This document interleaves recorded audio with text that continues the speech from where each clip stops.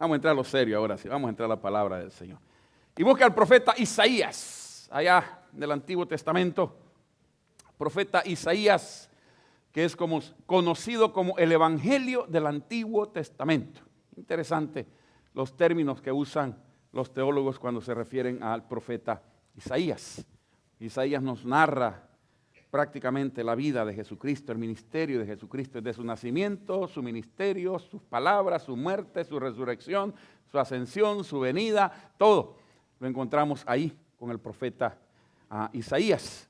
Pero quiero agarrar algunos de los versos del capítulo 55, Isaías 55, para hablar de un tema interesante, que no le vamos a llegar al final, pero trataremos, en lo que Dios nos permita, hablar de este tema tan interesante como lo es los pensamientos de Dios.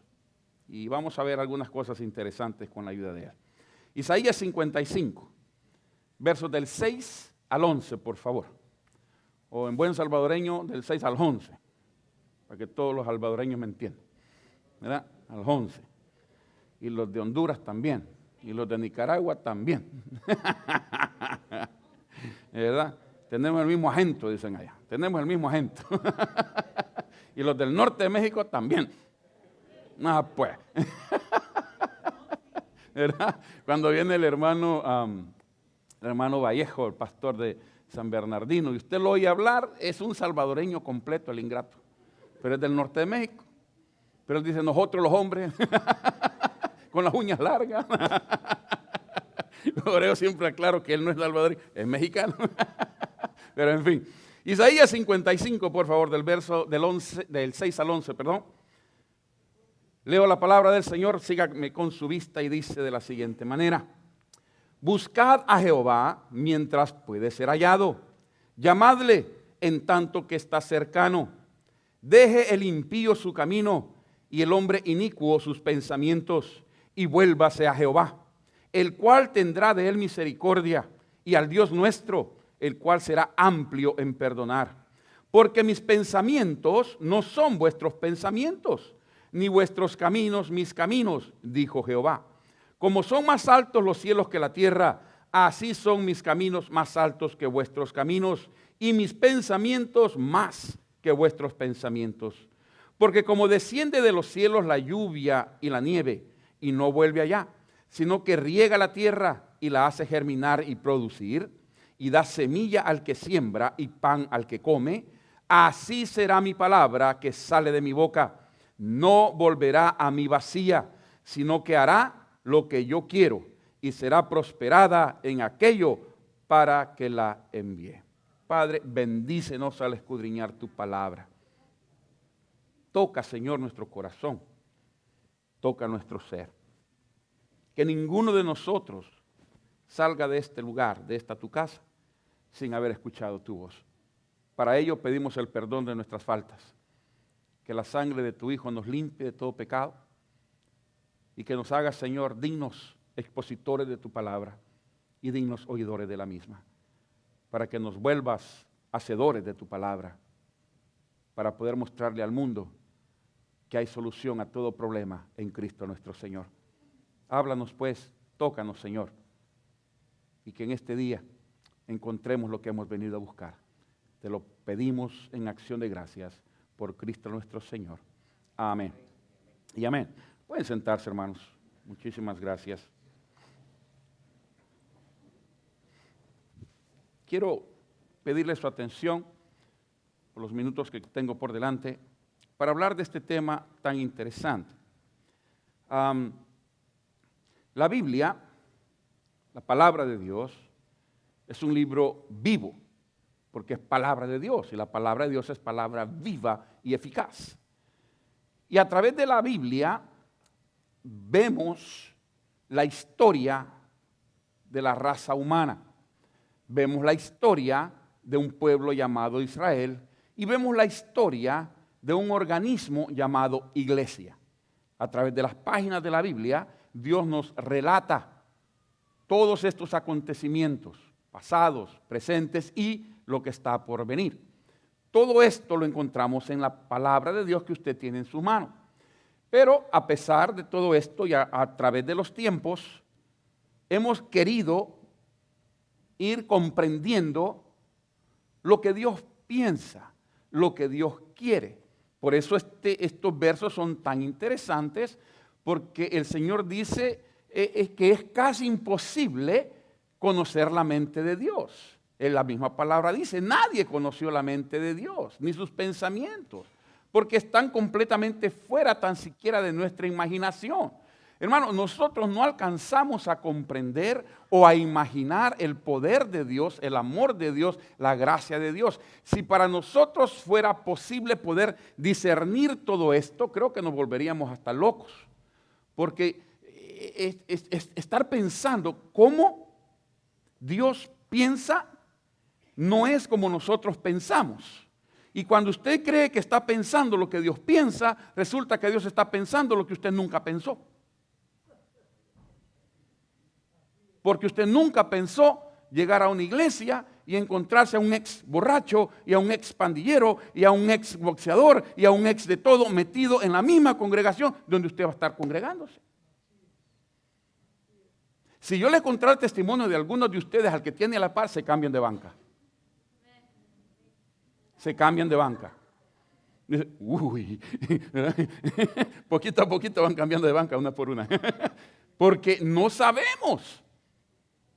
Pero Dios en su amor, en su poder, en su sabiduría y en su pensamiento, escogió a aquellos a través del sacrificio de Cristo Jesús en la cruz del Calvario, que iban a formar parte de nuestra familia en la fe.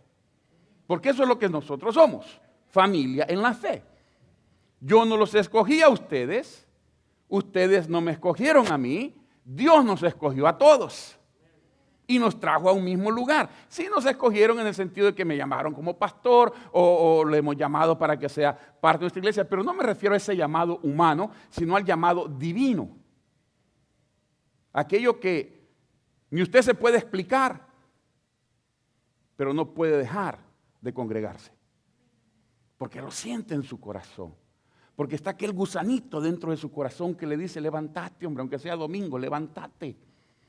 Verás que hay que ir a lavar, después lavas, hombre. Anda a lavar primero el corazón, que es lo más importante. ¿No? Levántate. Y está aquel gusanito interno que nos impulsa a levantarnos. Es interesante cómo muchos de nosotros nos levantamos. Yo los domingos hay como un resorte en mi cama que me levanta. Se llama Rosa. Me levanta rapidito. Pero hay días que uno los lunes. Uno abre un ojo, abre el otro y cierra el otro, y abre el otro y cierra el otro, ya puede abrir los dos, comienza a mover la cabeza, ¿verdad? Y se va levantando, y no sé si a usted le pasa, y se levanta primero la mitad del cuerpo, da la vuelta y se sienta en la cama, ¿verdad? Y está unos 3, 4 minutos, de repente ya se levanta, y medio sonámbulo para el baño. ¿Cómo? Cuesta levantarse. Y el domingo nos levantamos rapidito, tempranito y hasta nos bañamos. Bueno, algunos por lo menos, ¿verdad? Y nos venimos a la iglesia con alegría. Entonces, cuando uno se pone a meditar, lo que Dios piensa no es lo que yo pienso. Ahora, es imposible entender la mente de Dios.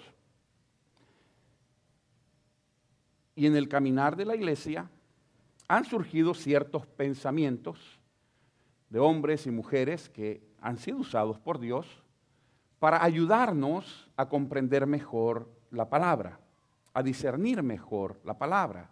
Y en este caminar de la iglesia en especial, no quiero hablar ahora tanto del pueblo judío, porque también tiene su caminar, también tiene su manera de ser, su manera de pensar, pero en la iglesia en sí, especialmente en estos tiempos donde, hermano, hay tanto predicador en la televisión, en la radio, y usted escucha sermones y escucha estudios, y yo siempre digo, hermano, y sostengo, no siempre el que predique en la radio, en la televisión, es porque tiene la verdad.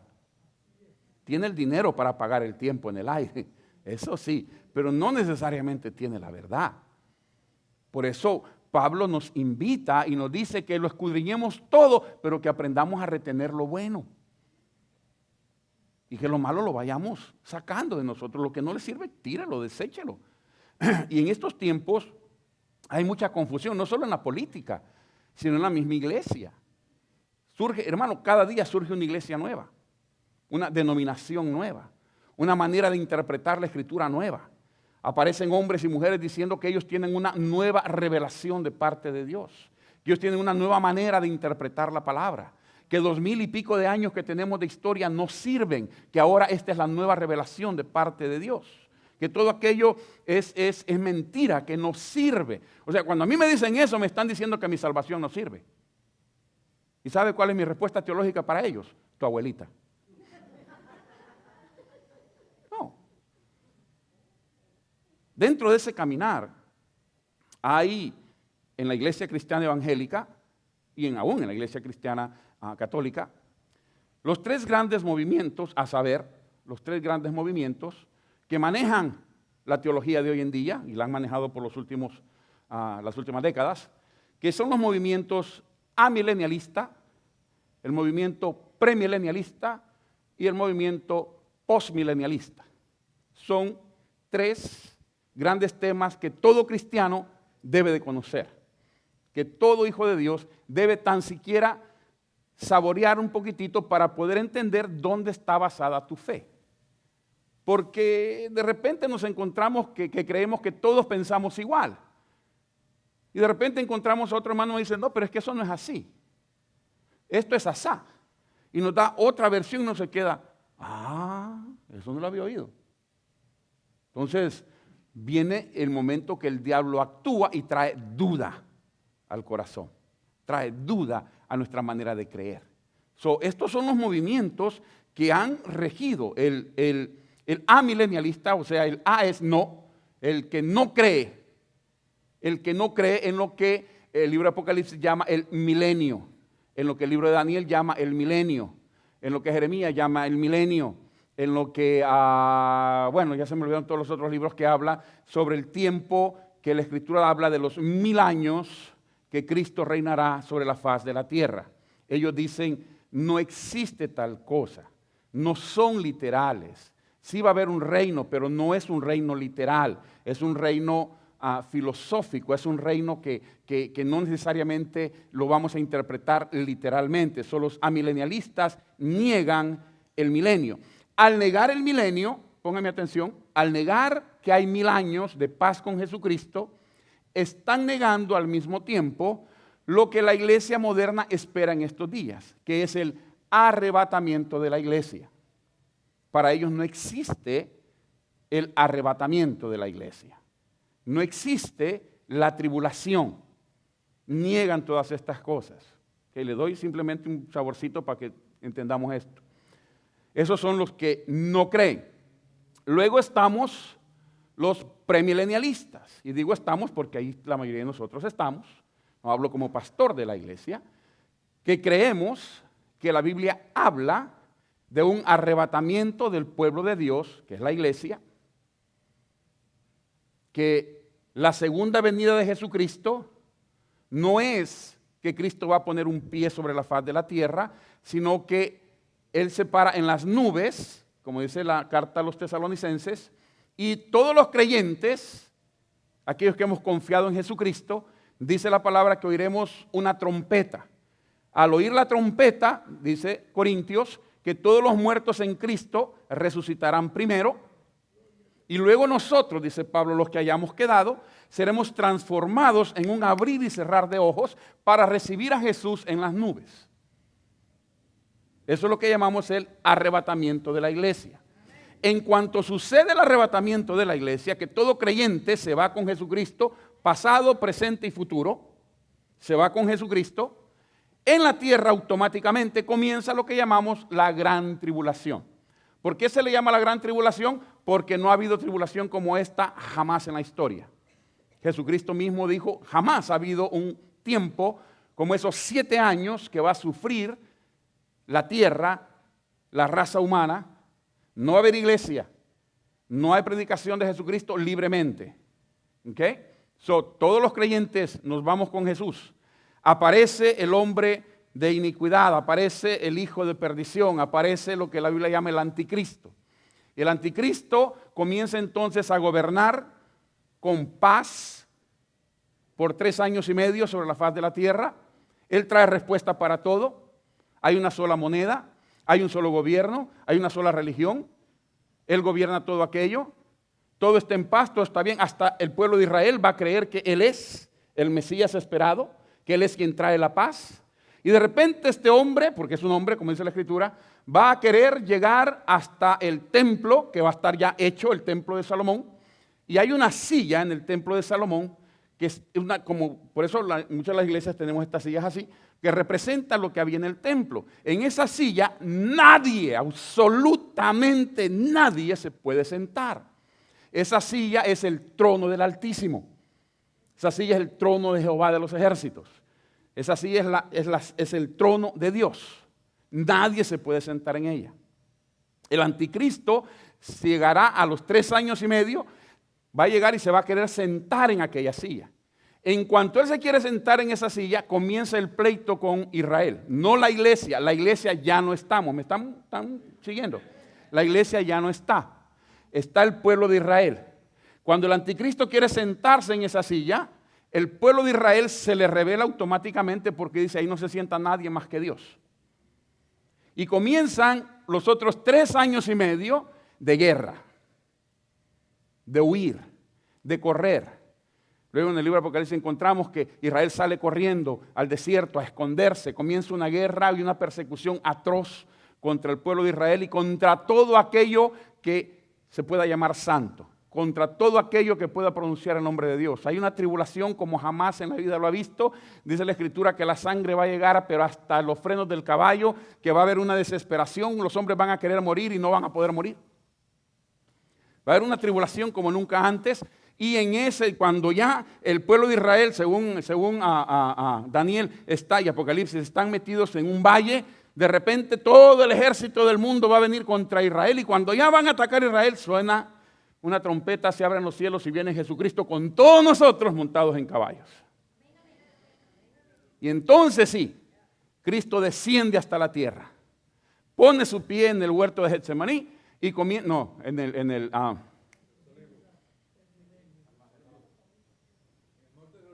Monte de los Olivos, gracias, no es Getsemaní, es el Monte de los Olivos. Él pone su pie en el Monte de los Olivos y entonces deshace todo el ejército, agarra al diablo y lo mete en un pozo y sellan el pozo con cadenas y ahí comienza el milenio. Los premilenialistas creemos en el arrebatamiento de la iglesia, creemos en la gran tribulación, que la iglesia no va a pasar la gran tribulación. Esa es la promesa que tenemos nosotros en la Escritura. La iglesia no va a pasar la tribulación y que durante el milenio no hay tal cosa como muerte, como enfermedad, como diablo, como nada. El diablo está encerrado. Al final del milenio él será suelto, pero ya será para otra predicación.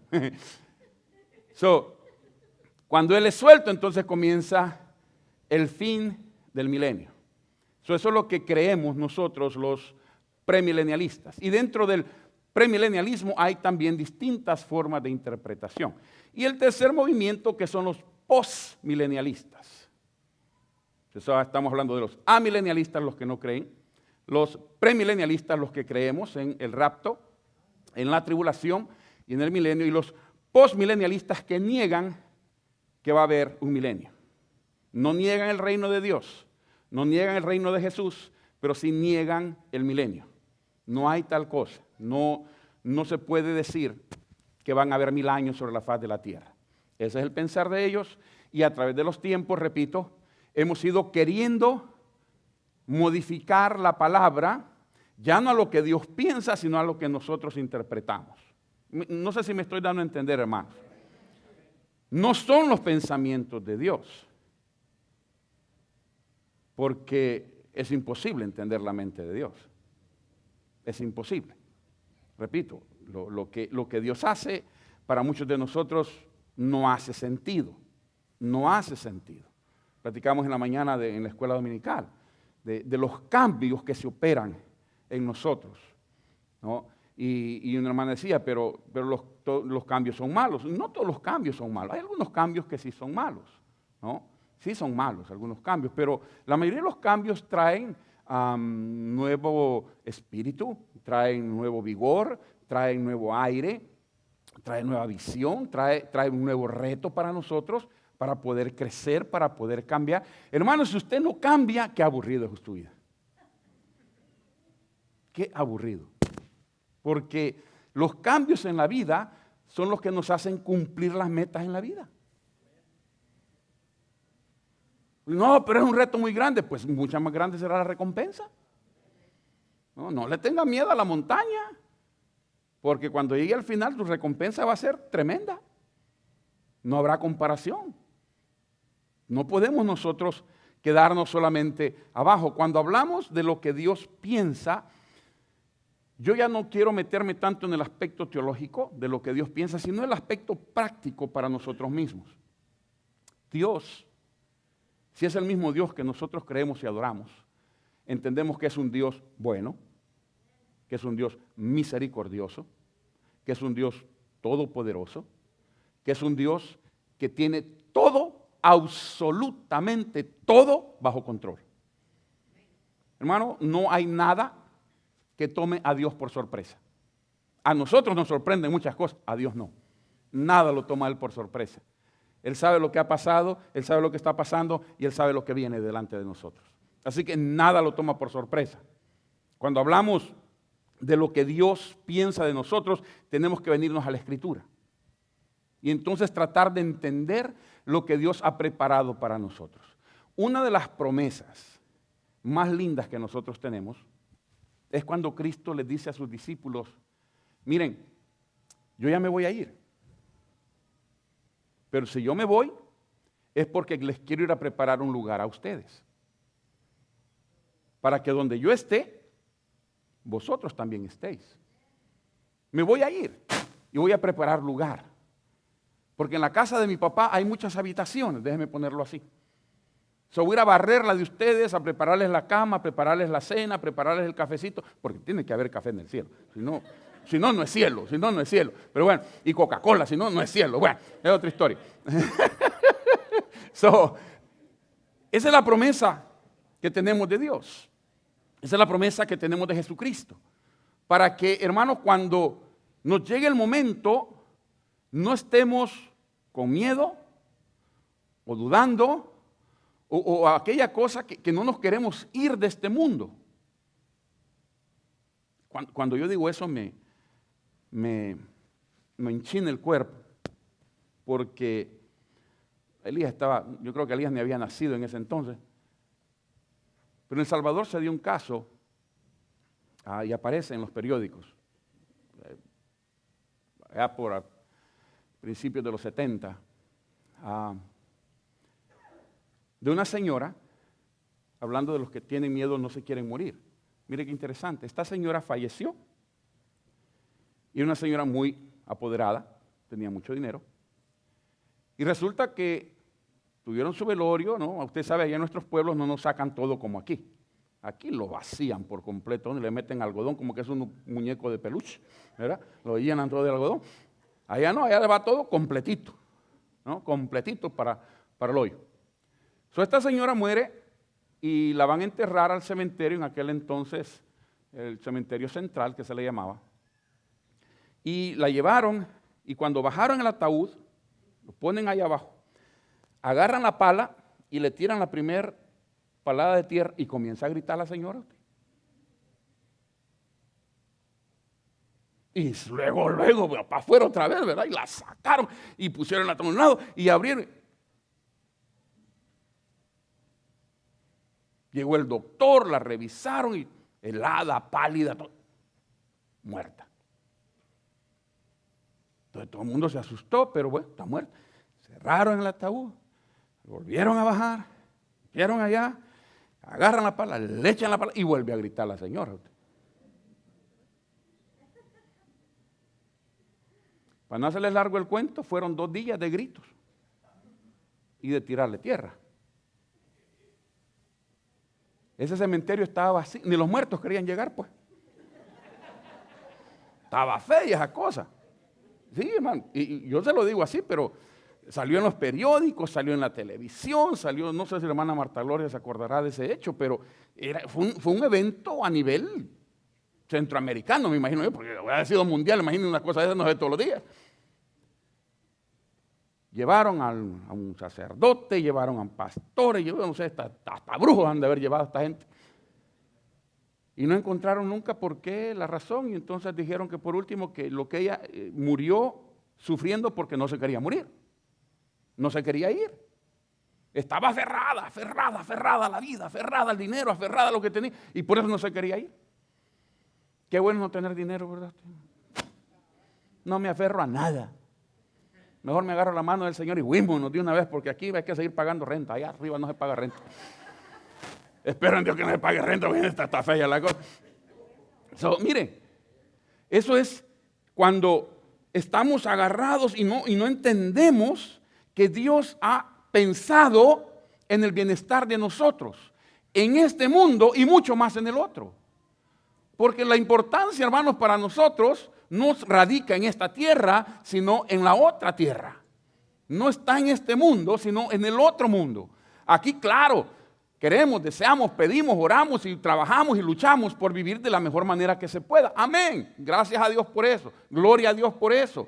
¿No es cierto? Si usted tiene, no se olvide de los que no tenemos. Pero de eso se trata, ¿no? De estar juntos y de pasarla mejor. Pero en realidad, la gloria máxima que nosotros vamos a tener nunca será en esta tierra. Va a ser en el otro mundo. Porque aquí, pregúntele a Lázaro, ¿dejó de mendigar? Nunca. ¿Dejó de buscar las migajas de pan? No. Así murió. Pero qué palabras tan lindas cuando Abraham le dice al rico, en la vida tú tuviste tus bienes y él sus males. Aquí cambia la cosa. Aquí él está en el reino y tú estás en el infierno. Ahí está el cambio. ¿Quién pensó en eso? Dios. ¿Usted cree que nosotros pensamos en pedirle a Dios que mandara un Salvador? No, si vivíamos felices como estábamos. En el pecado, así dice la palabra. Que la luz vino al mundo, pero los hombres amamos más las tinieblas porque nuestras obras eran malas. Pero Él envió la luz de todas maneras. Pues nosotros amamos más nuestra mala manera de vivir.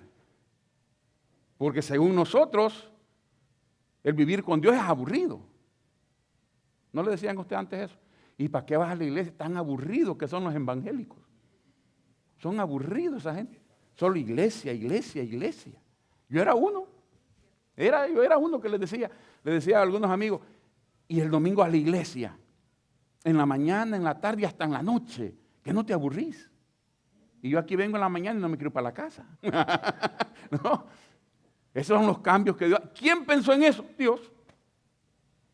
¿Quién piensa en el bienestar de nosotros más que nosotros mismos? Dios. ¿Quién ama más a sus hijos que usted mismo? Dios. ¿Quién ama más a su esposo que usted misma? Dios. ¿Quién ama más a tu esposa que tú mismo? Dios. Alguien diga amén por lo menos para creer que me están oyendo. Nadie ama más que Dios.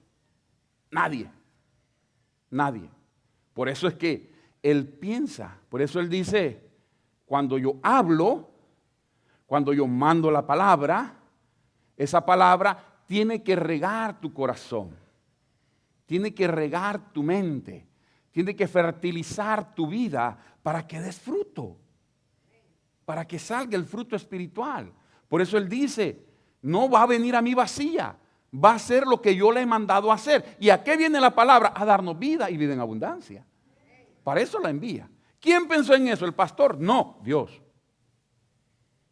¿Quién tiene esos pensamientos para nosotros? Dios. Jeremías 29:11 dice, porque yo sé los pensamientos que tengo acerca de vosotros, dice Jehová, pensamientos de paz y no de mal, para darlos el fin que esperáis. ¿Qué es lo que quiere Dios de nosotros? Lo mejor. ¿Qué es lo que tiene Dios para nosotros? Lo mejor. ¿Qué es lo que Él espera que nosotros le demos a Él? Fíjese que no. Él pide el corazón. ¿Sabe por qué? Porque donde está tu corazón, ahí está tu tesoro. Si tu corazón no está con Dios, pues estará en otro lado, pero en algún lado está. En algún lado está. Ya sea en la cuenta del banco, o en el carro, o en el trabajo, o en los hijos, o en la esposa, o en el esposo, que no tiene nada de malo amar a nuestros esposos y a nuestras esposas. Amén. Vaya pues.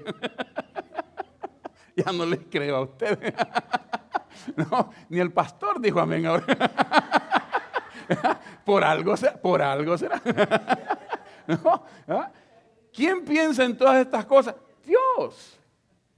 Los pensamientos de Dios para nosotros siempre, siempre, siempre, siempre, siempre será lo mejor.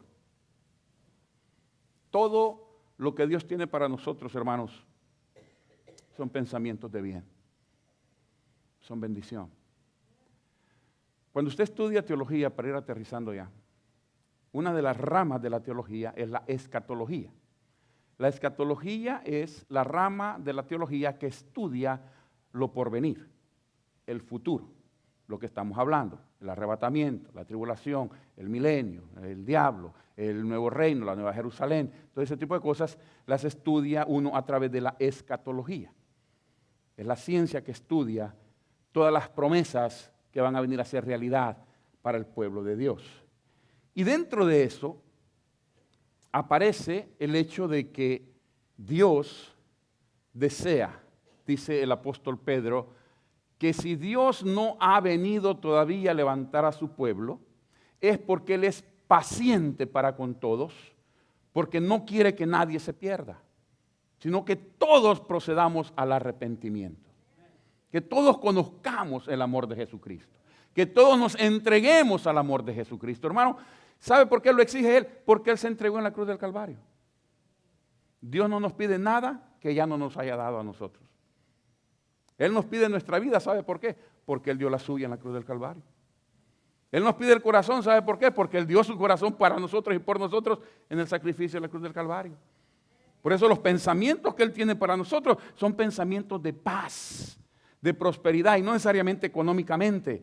Porque mire hermano, yo conozco gente que está podrida en dinero, pero es la gente más infeliz que yo he conocido usted. La gente más infeliz. Perdóneme que lo diga así porque hay gente que yo amo con todo mi corazón que están metidos en esa situación, pero para mí es tan rico, hermano, pero tan rico. Una vez me pasó con mi hermano, andábamos por Tijuana, mi hermano mayor y yo. Andábamos en Tijuana y yo andaba como 10 pesos y él andaba como otros 10 pesos, no dólares, pesos. Y yo no sé ni qué andaba, ya ni se me olvidó qué andábamos haciendo. Algo andábamos traficando, qué sé yo, algo andábamos haciendo ahí. Y no nos salió el negocio porque andábamos quebrados. Y me dice mi hermano, Nelson, para que lo conoce, mira vos, me dice, tengo hambre. Y le digo, si a mí ya no aguanto la chilladera, las tripas. Juntamos los 20 pesos y nos fuimos a un mercado que está cerquita ahí en el centro de Tijuana.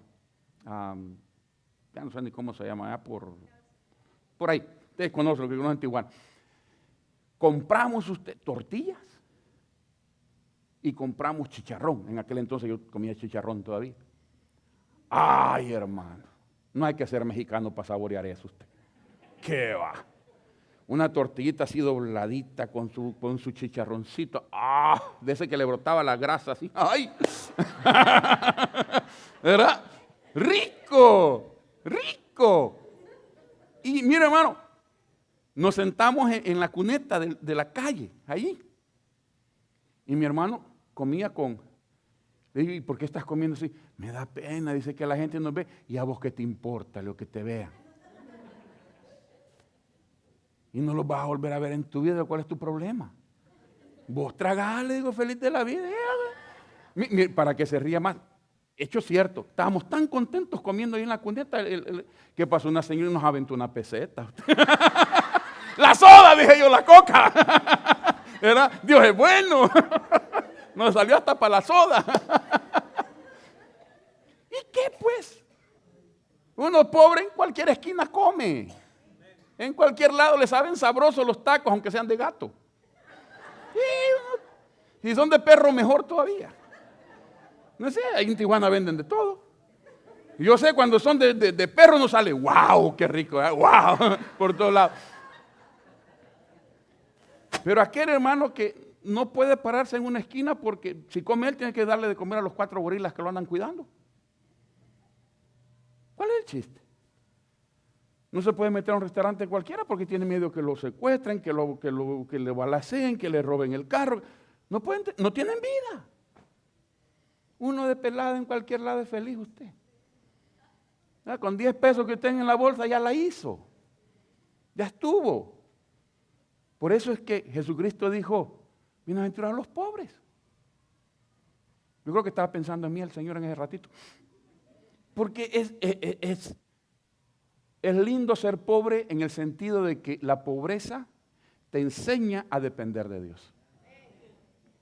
Es esa pobreza la que Dios bendice. Pobreza quizás en lo que andamos en la bolsa, pero no la pobreza de lo que andamos en el corazón.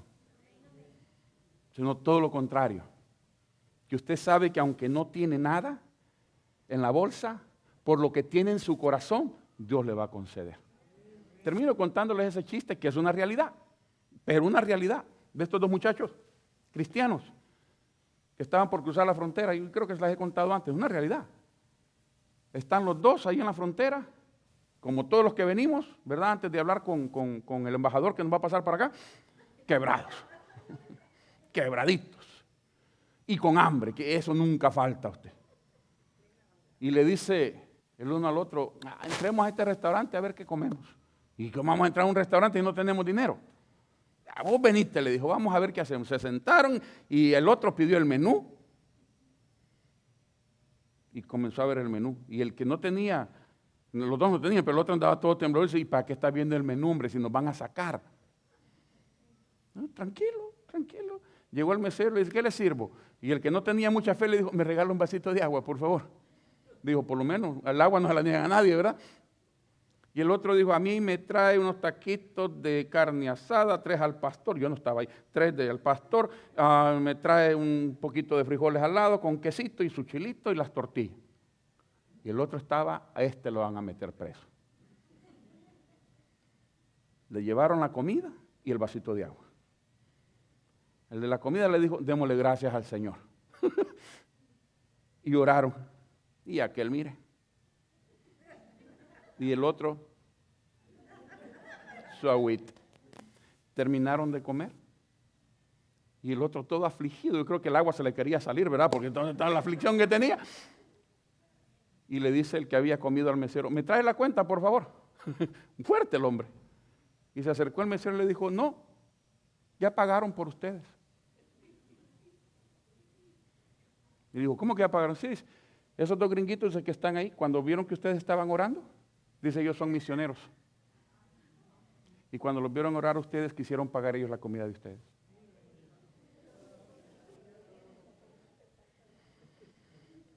¿Qué es lo que nos hace comer? ¿El dinero o la fe? Si no, pregúntele a este. El otro fue con un vaso de agua y el otro no aguantaba la barriga. Dice la Biblia que al que cree, todo le es posible. Si creemos en el Señor, mi Dios pues suplirá todas mis necesidades de acuerdo a sus riquezas en gloria en Cristo Jesús. Oramos juntos, Señor, gracias por creer en ti, gracias por estar contigo, gracias porque en tu gracia tú estás con nosotros. Hoy, Padre, pedimos en ese nombre maravilloso que ha cambiado nuestra vida, que ha transformado la historia y que ha transformado nuestra propia manera de vivir. Queremos pedirte en tu nombre santo, Jesús, por aquel amigo, por aquella amiga que pueda estar en medio de nosotros, para que tú le hables, para que tú le enseñes que no hay amor más grande que el que tú tienes por ellos, como nos lo demostraste a nosotros mismos al morir en la cruz por cada uno de nosotros. Toca sus corazones, toca sus vidas. Y si hay alguien en medio nuestro, Señor, que te conozca como lo que tú eres, como el Salvador del alma. Mientras la iglesia está en oración, iglesia, ayúdeme a orar. No queremos terminar este lindo culto sin decirle a usted que pueda estar en medio de nosotros. Cristo te ama. No es casualidad que estás en esta hora aquí. Él quería que escucharas que Él te ama, que Él vino a morir a la cruz para que ahora tengas vida y vida eterna. Esta no es una locura de la iglesia, esto es lo que el Evangelio enseña, esto es lo que la Biblia dice, que Dios nos ha amado tanto que mandó a su único Hijo para que muriera, para que todo aquel que crea en Él no se pierda, mas tenga la vida eterna. Te lo digo por experiencia, no hay mejor cosa que tener a Cristo en el corazón. Si tú no lo tienes, pero quisieras tenerlo en esta hora, ahí donde estás, sentado, sentada, dile: Señor Jesús, yo te pido en esta hora que vengas a morar a mi corazón, que tu sangre me limpie de todo pecado, para que al momento, Señor, que yo tenga que partir de este mundo, pueda ver tu rostro y permanecer contigo por el resto de la eternidad. Gracias, porque en el sacrificio de la cruz, ahora yo encuentro el perdón de pecados y la vida eterna. Gracias, Padre, porque enviaste a tu Hijo a morir por mí. Si usted pensó, dijo esa frase junto conmigo ahí donde está sentado, sentada, si usted abrió su corazón a Jesús, déjenos orar con usted y por usted. Simplemente levantando su mano, ahí donde usted se encuentra, en señal que le abrió su corazón a Jesucristo. No te estoy diciendo que cambies de iglesia ni de religión, no. Darle tu corazón a Jesús, eso es lo más importante. Eso es lo básico para que Dios comience a obrar en tu vida hasta que llegues a su presencia. ¿Habrá alguien con nosotros? ¿Habrá una persona que usa esa frase? Dios le bendiga ahí atrás. Gracias a Dios, gracias a Dios. ¿Habrá alguien más con nosotros? ¿Habrá una persona más? Venga Jesús. Si uno le conoces, Él sí te conoce a ti. Por eso Él quiere venir a tu corazón. Por eso Él quiere transformar tu vida. Dale la oportunidad a Jesucristo de demostrar su amor, su gracia y tu poder en tu vida al perdonar tus pecados y al regalarte la vida eterna. ¿Habrá alguien más? ¿Habrá una persona más con nosotros? Yo lo hice hace tantos años y hasta el día de hoy creo que ha sido la mejor decisión que he tomado en mi vida al haberle entregado mi corazón a Jesucristo. Por última vez, ¿habrá alguien más con nosotros? Ven a Jesús, ven a Jesús. Él te ama y te ha venido a buscar a ti en esta hora. Una persona más. ¿Habrá alguien más con nosotros? Gracias, amado Dios, porque bien hemos leído en esta hora que tu palabra no regresará a ti vacía. Gracias porque nos has hablado, nos has enseñado. Gracias porque has tocado el corazón de esta tu hija que ha levantado su mano, Señor. Hoy pedimos en el nombre de Jesús que tu Espíritu Santo venga a ella, que esté con ella, que ella entienda que ese sacrificio que hiciste en la cruz fue por ella, fue por mí, fue por todos aquellos que podemos creer y confiar en esa promesa maravillosa. Bendícela al momento de orar con ella, que tu Espíritu Santo traiga certeza, seguridad de perdón de pecados y vida eterna. La ponemos en tus manos por Cristo nuestro Señor y Salvador. Amén.